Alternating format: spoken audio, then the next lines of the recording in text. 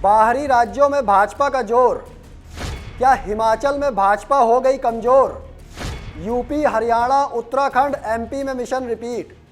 हिमाचल में कांग्रेस को क्यों नहीं कर पाई डिफीट? भाजपा केंद्रीय नेतृत्व में हिमाचल के दिग्गजों की फौज, फिर प्रदेश में भाजपा को क्यों हो रहा लॉस? नमस्कार दोस्तों, आप देख रहे हैं समाचार फर्स्ट टू द पॉइंट। मैं हूं आपके साथ बालकृष्ण। भाजपा के मिशन रिपीट का उद्घोष उस वक्त हो गया था जब उत्तर प्रदेश में दूसरी बार योगी आदित्यनाथ की सरकार बनी थी। तमाम अंदरूनी विरोध और तमाम मुद्दों को लेकर उत्तर प्रदेश में भाजपा गिरती दिख रही थी। लेकिन जब 2022 विधानसभा चुनाव का रिजल्ट आया तो वो लम्हा इतिहास के पन्नों में दर्ज हो गया। ऐसा इसलिए क्योंकि भाजपा ने उत्तर प्रदेश में पहली बार मिशन रिपीट कर विपक्ष को हिला डाला। मुख्यमंत्री योगी आदित्यनाथ के सख्त फैसलों ने पिछले 5 सालों में उत्तर प्रदेश में जो माहौल बनाया, उससे लग रहा था कि विपक्ष भाजपा को टक्कर दे सकता है, लेकिन ऐसा कुछ हुआ नहीं। दूसरी बार और मजबूती से 2022 में योगी आदित्यनाथ की उत्तर प्रदेश में सरकार आ गई। ऐसा ही कुछ उत्तराखंड में भी देखने को मिला। उत्तराखंड की जनता ने उस मिथक को तोड़कर रख दिया जिसमें इतिहास गवाह है कि एक बार भाजपा और एक बार कांग्रेस की सरकार आती ही है। उत्तराखंड में कांग्रेस को पूरी उम्मीद थी कि इस बार कांग्रेस की ही सरकार आनी है। पूर्व मुख्यमंत्री हरीश रावत इसको लेकर आश्वस्त दिख रहे थे, लेकिन वहां भी भाजपा कांग्रेस के हाथ से जीत को छीन कर लेकर आई, जिसके बाद नए मुख्यमंत्री के तौर पर पुष्कर सिंह धामी ने सत्ता की कुर्सी संभाली। उधर 2022 में ही हिमाचल प्रदेश में भी विधानसभा चुनाव हो रहे थे और यहां भी भाजपा ने मिशन रिपीट का राग अलापा हुआ था।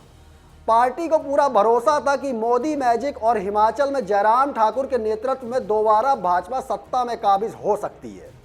लेकिन यहां भाजपा का मिशन रिपीट का सपना साकार ना हो सका। पूर्ण बहुमत के साथ कांग्रेस ने सरकार बना ली। भाजपा हिमाचल प्रदेश में रिवाज नहीं बदल पाई।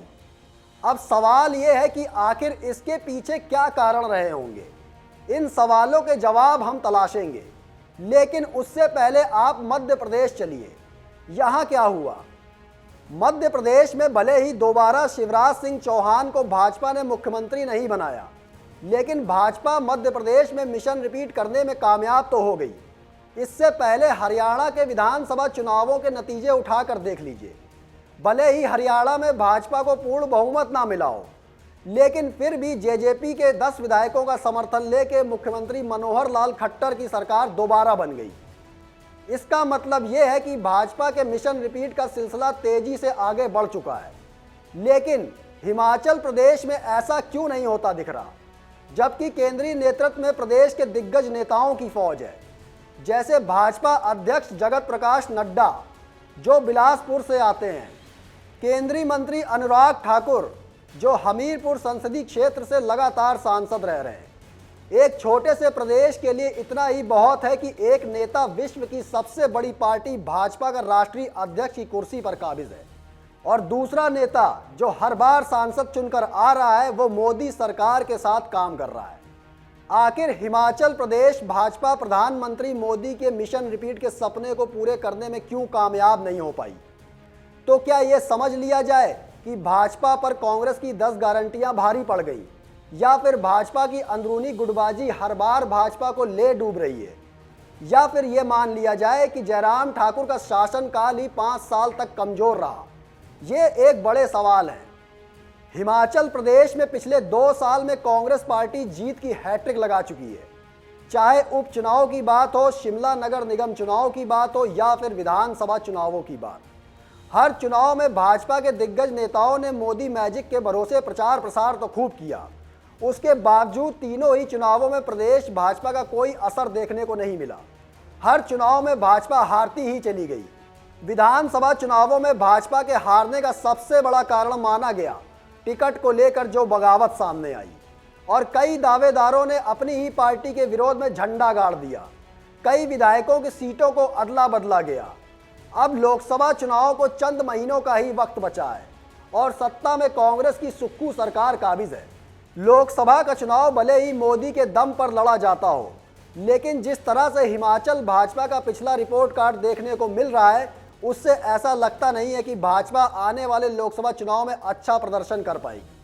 अगर जमीनी स्तर पर केंद्र सरकार की योजनाओं और कार्यक्रमों को जनता तक नहीं पहुंचाया गया तो इसका खामियाजा कम से कम हिमाचल प्रदेश में तो भाजपा को जरूर भुगतना पड़ सकता है। भाजपा के राष्ट्रीय अध्यक्ष जगत प्रकाश नड्डा कल यानी 16 दिसंबर को बिलासपुर दौरे पर आ रहे हैं और दूसरी तरफ सुखविंदर सिंह सुक्खू कैबिनेट में 2 और मंत्री जुड़ चुके हैं। एक मंत्री खुद नड्डा के गृह जिला से ही हैं, जिनका नाम है राजेश धर्माड़ी।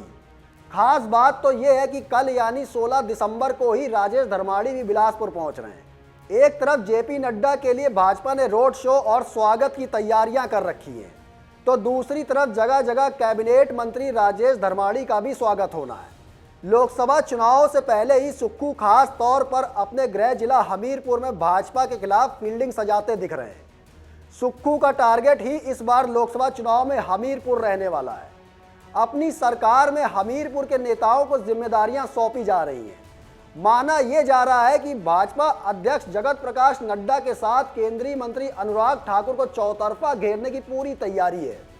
ऐसे में अगर हिमाचल भाजपा टिकट को लेकर गुटबाजी और अंदरूनी कला से बाहर ना निकल पाई तो 2024 में होने वाले लोकसभा चुनाव में भी मोदी के मिशन रिपीट का सपना फिलहाल हिमाचल प्रदेश में तो अधूरा ही रह सकता है। अभी के लिए फिलहाल मुझे दीजिए इजाजत, फिर मिलेंगे एक और स्पेशल रिपोर्ट लेकर। लेकिन कमेंट बॉक्स में आप जरूर बताइएगा कि लोकसभा चुनाव में आप किन मुद्दों पर वोट करने वाले हैं। यह भी जरूर बताइएगा कि क्या सुक्खू के नेतृत्व में कांग्रेस पार्टी लोकसभा चुनाव में मोदी मैजिक को फेल कर पाएगी। धन्यवाद।